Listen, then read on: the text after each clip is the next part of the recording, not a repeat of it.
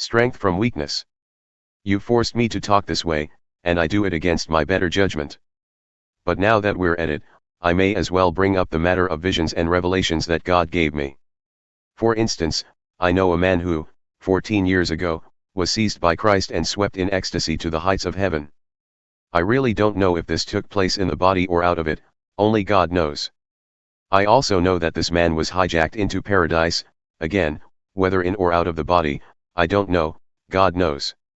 There he heard the unspeakable spoken, but was forbidden to tell what he heard. This is the man I want to talk about. But about myself, I'm not saying another word apart from the humiliations.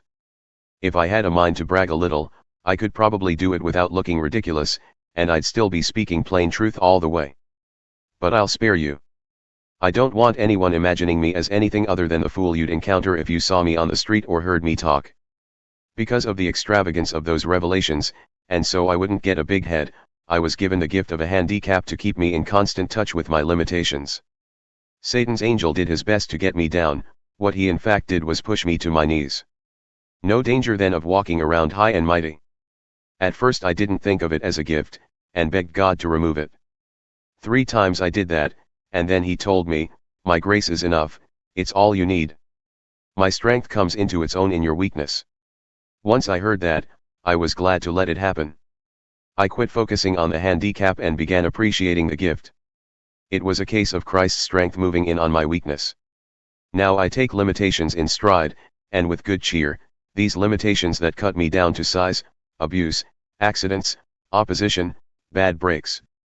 I just let Christ take over. And so the weaker I get, the stronger I become. Well, now I've done it. I've made a complete fool of myself by going on like this. But it's not all my fault, you put me up to it. You should have been doing this for me, sticking up for me and commending me instead of making me do it for myself. You know from personal experience that even if I'm a nobody, a nothing, I wasn't second-rate compared to those big-shot apostles you're so taken with. All the signs that mark a true apostle were in evidence while I was with you through both good times and bad, signs of portent, signs of wonder, signs of power. Did you get less of me or of God than any of the other churches? The only thing you got less of was less responsibility for my upkeep. Well, I'm sorry. Forgive me for depriving you. Everything is in readiness now for this, my 3rd visit to you. But don't worry about it, you won't have to put yourselves out. I'll be no more of a bother to you this time than on the other visits.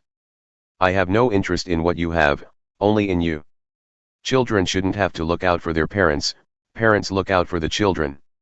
I'd be most happy to empty my pockets, even mortgage my life, for your good. So how does it happen that the more I love you, the less I'm loved? And why is it that I keep coming across these whiffs of gossip about how my self-support was a front behind which I worked an elaborate scam? Where's the evidence? Did I cheat or trick you through anyone I sent? I asked Titus to visit, and sent some brothers along. Did they swindle you out of anything? And haven't we always been just as aboveboard, just as honest? I hope you don't think that all along we've been making our defense before you, the jury.